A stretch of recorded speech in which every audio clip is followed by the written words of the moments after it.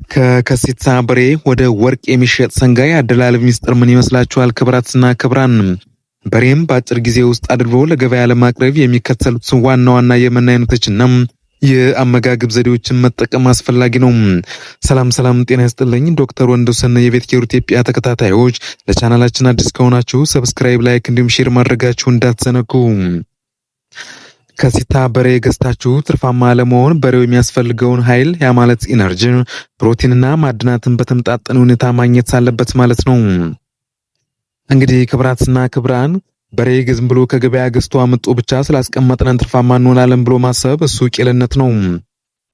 ታዲያ የገዛነውን በሬ ምንስ ብንሰጠው ይደልብልናል፣ ምንስ ብንሰጠው ውጤታማ ያደርጋል ብላችሁ የጠየቃችሁኝ እንደሆነ ለማረም በዋናነት መኖን በሁለት እንከፍላችኋለን።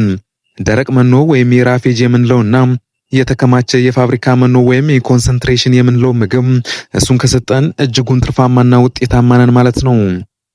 እንግዲህ የመጀመሪያው እነዚህ መሰረታዊ መኖዎች ወይም ራፌጅ የምንለው ናቸው። እነዚህ ለበሬ ሆድ መሙያና ለጤናም አስፈላጊ ናቸው ማለት ነው። የተሻሻሉ ሳሮች ያ ማለት እንደ ናፒር ሳር ወይም የዝሆን ሳር የምንለው፣ እንደ ሮዳስ ሳር፣ የሰብል ተረፈ ምርቶች ያ ማለት የጤፍ ጭድ፣ የስንዴ ገለባ፣ የበቆሎ ሰገጃና የማሽላ ገዳ የመሳሰሉት እነዚህ እንግዲህ ከራፌጅ ውስጥ የሚመደቡ ምግቦች ግን እጅጉን የሚጠቅሙን የመኖ አይነቶች ናቸው ማለት ነው።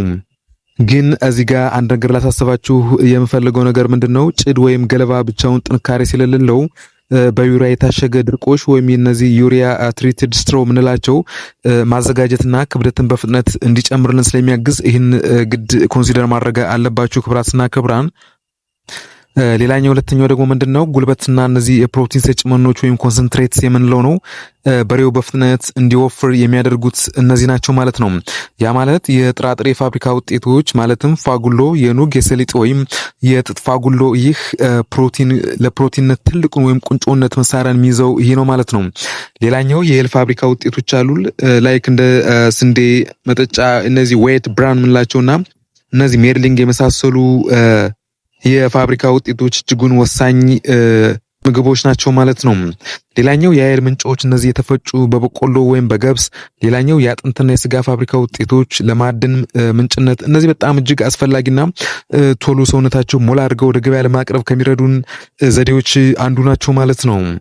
ሌላኛው ሶስተኛው እነዚህ የማዕድናትና ውሃ ምንለው ጨው፣ ያው ሁልጊዜ በሬው ጋር መኖር አለበት ማለት ነው። እነዚህ የድንጋይ ጨው ወይም የተፈጨ ጨው። በሌላ በኩል ውሃ እንግዲህ ፈጠን እያልኩ ልንገራችሁ ክብራትና ክብራን፣ ውሃ በሬ ቢያንስ በቀን ከ30 እስከ 50 ሊትር ንጹህ ውሃ ያስፈልገዋል ማለት ነው። ይህ እንግዲህ ምንድነው ቀላል የሚመስል ካጠገባችን ያለ ነገር ግን አብዛኛው ጊዜ ልናደርገው የማንችል ነገር ነው። ውሃ ቀላል ነገር አይደለም። በነገራችን ላይ በጣም ብዙ ጥቅም አለው። ቢያንስ ከ30 እስከ 50 ሊትር ንጹህ ውሃ ብትሰጡት እጅግ ትርፋማ እንውላለን። ምክንያቱም ውሃ ካልጠጣ መኖ ስለማይበላልን ማለት ነው።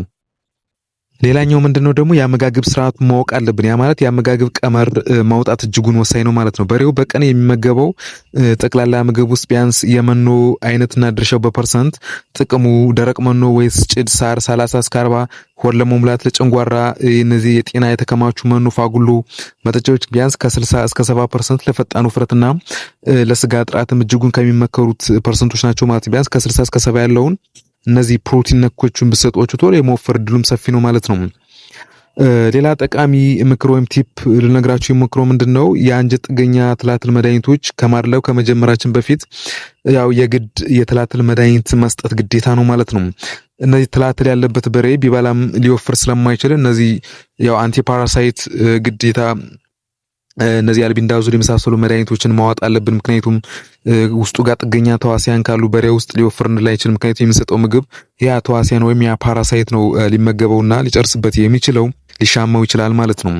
ሌላኛው እንግዲህ ምንድነው ንጽህና ነው። በሬው በሚተኛበት ቦታ ደረቅና ንጹህ መሆን አለበት። ጭቃ ውስጥ የሚቆም በሬ ኃይልና ሙቀቱን ለማመንጨት ስለሚያስቸግረው አይወፍርም ማለት ነው። ስለዚህ ንጽህና እጅጉን ወሳኝ ነው።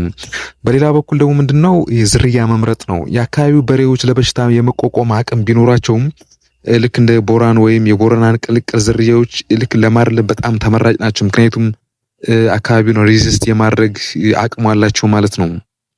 እንግዲህ ክብራትና ክብራን ባጭሩ ጥራት ያለው ፋጉሎ፣ በቂ መጠጫ፣ የንጹህ ውሃና የትላትል መድኃኒት እነዚህን ካሟላችሁ እንግዲህ በ90 ቀናት ውስጥ ለውጡ ይታያችኋል ማለት ነው። እጅጉን ትርፋማ ትሆናላችሁ። እንደዚህ አይነት መረጃዎች እንድታገኙ ከፈለጋችሁ ጠቃሚ ሆኖ ካገኛችሁ ቻናላችን ሰብስክራይብ፣ ላይክ ማድረጋችሁ እንዳትዘነጉ። በሌላ ቪዲዮ እስከማገኛችሁ ቸር ቆዩልኝ።